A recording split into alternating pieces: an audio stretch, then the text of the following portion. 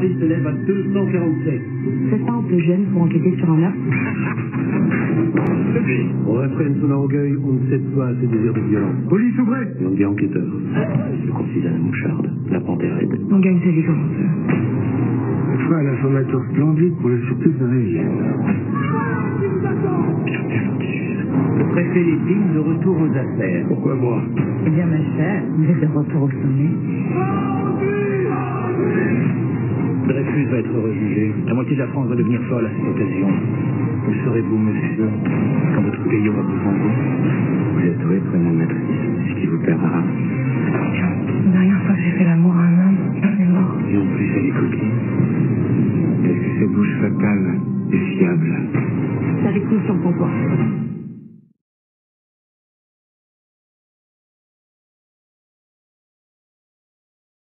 Il y a un homme à la guillotine pour étouffer cette...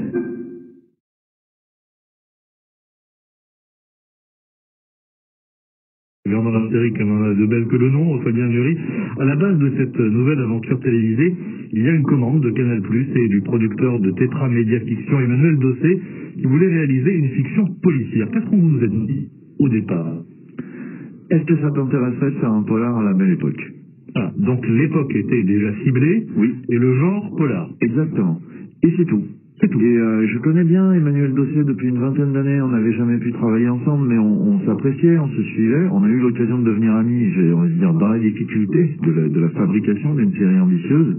Et donc il m'appelle, il me propose ça. Est-ce que tu as des idées? C'est pour Canal.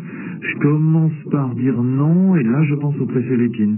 C'est le préfet Lépine, le premier personnage de votre histoire. Le déclencheur, c'est je sais que j'ai une idée parce que je connais ce personnage, ayant travaillé sur les Brigades du Tigre et quelques autres projets à la belle époque.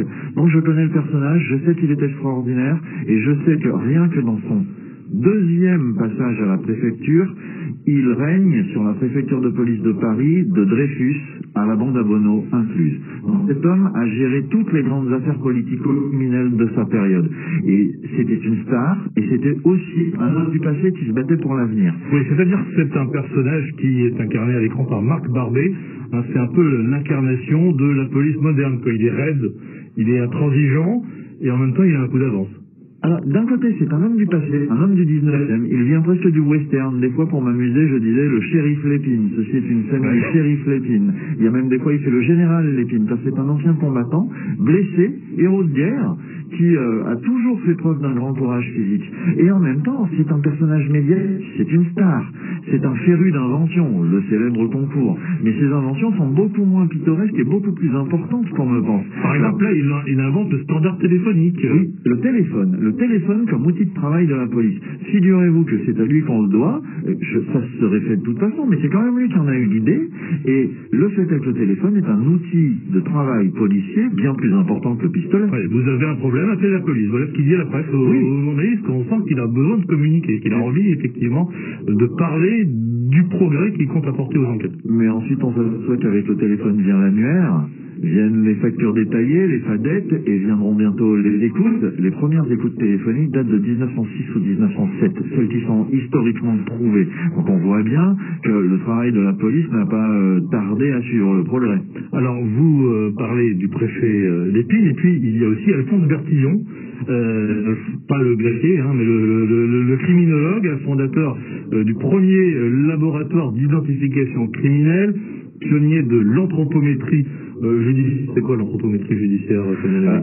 L'anthropométrie, c'est qu'il avait lui-même baptisé bertillonnage, en toute humilité. Donc Bertillon bertillonnait les gens. C'était le fait de recenser par une suite de mesures extrêmement précises de leur corps, les oreilles, le nez, les pieds, les mains. On peut un pied à coulisse et puis on mesure. Exactement. On mesure sous toutes les coutures un individu, de telle sorte qu'on établit une fiche qui permet de l'identifier avec certitude. Mais le pauvre Bertillon a été victime de la concurrence de la dactyloscopie, c'est-à-dire qu'avec une empreinte digitale et le fait que les empreintes soient individuelles et uniques, ce système-là s'est avéré beaucoup plus efficace que le sien, ce qui l'a beaucoup fait souffrir. Bertillon est un pionnier de la science, il a une importance historique réelle, c'était aussi lui-même une star et un personnage, qu'on va dire, c'est toujours amusant de regarder les scientifiques se tromper quand on fait de l'historique. Oui. Bertillon s'est trompé souvent.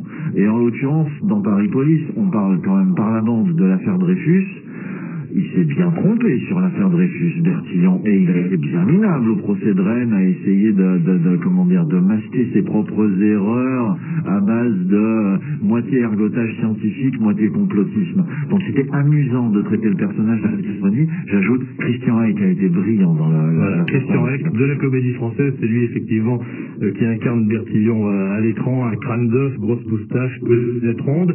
Il est effectivement au cœur de l'enquête que mènent vos personnages, que mène la police parisienne à propos de ce tronc humain retrouvé dans une valise repêchée dans la Seine. Et voici comment il s'adresse aux policiers, tout auréolé de ses connaissances scientifiques et de son prodigieux sens de l'observation. Nous sommes dans une scène qui se passe à la morgue. Mouchoir blanc sans marque, deux chemises. Chemise d'une, chemise de femme, déchirée de haut en bas, en manchure rapiécée, épaule rapiécée, le tout soutenu par des pleines rues. On dira que qui est pauvre. Je me remercie. Chemise 2, chemise d'homme empesé, déchirée en deux mots.